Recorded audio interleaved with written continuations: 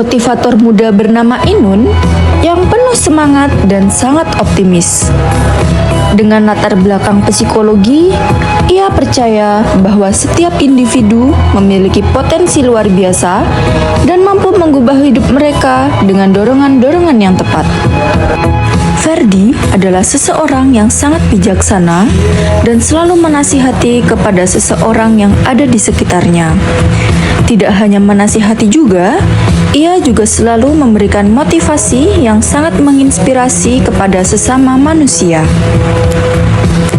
Manusia yang nyaris tidak tahu arah, merasa bingung dengan keadaan hidupnya, tidak berarti bagi lingkungannya. Entah kepada siapa dia harus pulang. Hanya seseorang narapidana yang ingin merubah hidupnya menjadi lebih baik. Seseorang ini adalah Risma. Septi adalah seseorang yang menginjak usia remaja dan setiap kebaikan yang dia lakukan terasa sia-sia karena ia selalu terbebani dengan ekspektasi yang orang lain berikan kepadanya. Seorang remaja yang hidup dalam dilema antara harapan besar orang tuanya dan keinginannya sendiri. Ia merasa terjebak dalam bayang-bayang rencana ambisius keluarganya yang bertentangan dengan impiannya. Seorang ini bernama Wafik. Mahasiswa muda yang bernama Bella, ia selalu merasa jenuh dengan rutinitas hidupnya yang monoton dan mulai meragukan makna dan tujuan dalam hidupnya. Merasa terjebak dalam kebiasaan yang tidak memberikan kepuasan atau kebahagiaan. Teman-teman, kita semua itu memiliki kekuatan untuk membuat dunia ini lebih baik dari sebelumnya. Nah, setiap kebaikan kecil itu bisa memberikan cahaya dalam kegelapan. Nah, sekian dari saya. Semoga apa yang saya sampaikan bisa bermanfaat untuk kehidupan teman-teman semua. Assalamualaikum warahmatullahi wabarakatuh. Apa kebaikan itu juga? Dan kadang aku merasa semua usaha yang aku berikan itu sia-sia. Enggak. Kebaikan yang semua kamu lakukan itu enggak akan sia-sia. Aku nggak pernah merasakan itu. Setiap aku melakukan kebaikan itu, orang-orang tuh nggak merasa nggak puas gitu sama apa yang aku lakukan. Jadi gini, mungkin mereka itu mau mencontoh apa yang kamu lakuin, kebaikan yang kamu lakuin, tapi mereka tuh nggak bisa mencontoh dari kamu, makanya mereka seperti itu. Tapi kita tetap harus berbuat baik. Terus kenapa kalau mereka juga nggak bisa melakukan perbuatan baik orang lain? Jadi gini, kamu itu jangan berpacu sama mereka. Kamu itu nggak harus memenuhi ekspektasi mereka. Kamu nggak harus menjadi seperti apa yang mereka inginkan. Itu ya.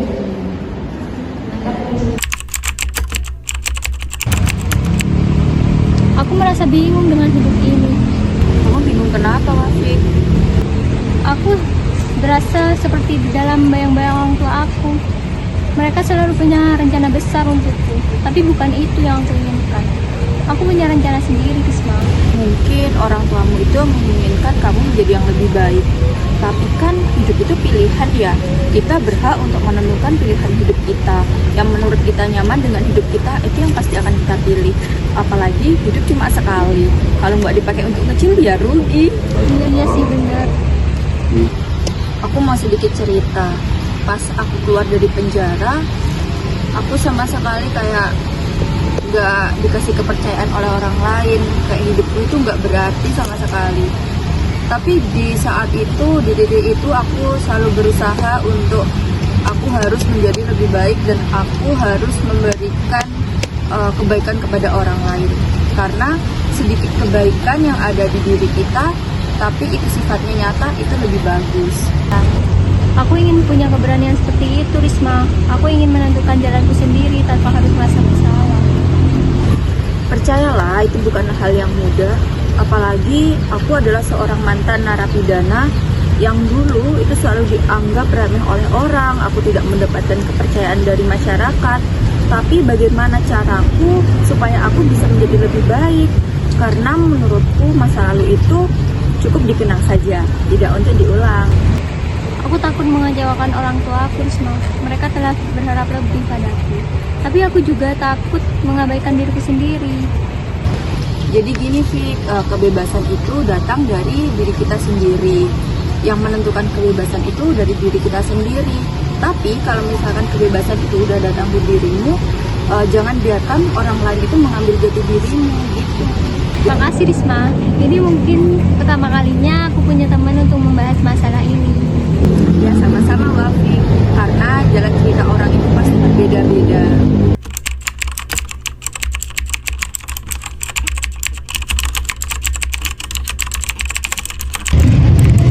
Hari-hari aku merasa hidupku kayak stagnan. Setiap hari tidur, makan, beres rumah. Sampai kayak aku itu gak nemuin apa yang membuat aku bahagia di hidup aku. Makna hidup itu nggak selalu tentang hal yang besar. Bisa aja hal kecil itu memiliki banyak arti. Kamu ingat nggak, dulu kita itu pernah cerita tentang planning dan impian masa depan kita. Iya, aku ingat. Dulu rasanya hidupku kayak penuh warna. Tapi sekarang kayak begitu abu-abu. Kamu tuh jangan terlalu fokus pada tujuan yang besar. Coba nikmati aja prosesnya. Mulai dari hal kecil, apa yang bikin kamu senang, kayak jalan-jalan, cerita-cerita, ngobrol yang dapat melepas beban di pikiranmu. Kamu pikir aku bisa menemukan makna hidup dari hal-hal kecil gitu? Kenapa enggak? Cobalah kamu melangkah dari hal yang kecil, baca dari hal yang kecil.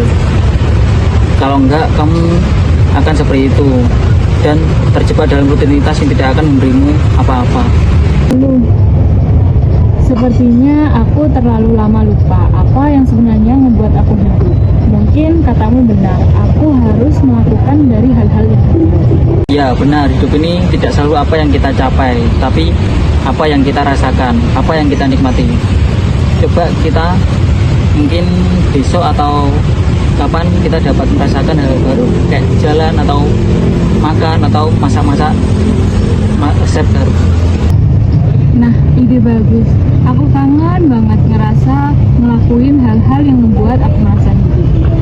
Ya itu dia, kita cuma butuh sekedar sedikit waktu untuk berhenti dan menyadari bahwa hidup itu bukan sekedar untuk rutinitas saja. Mulai besok kita akan melakukan hal-hal kecil, oke? Siap, aku akan coba.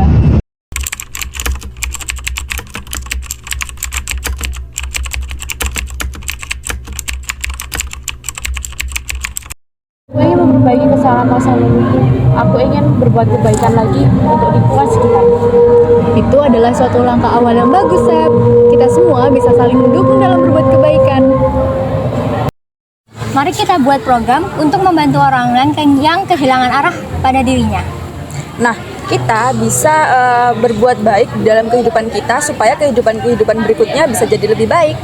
Nah, dengan bersama-sama, kita bisa menjadi sumber cahaya dari kegelapan.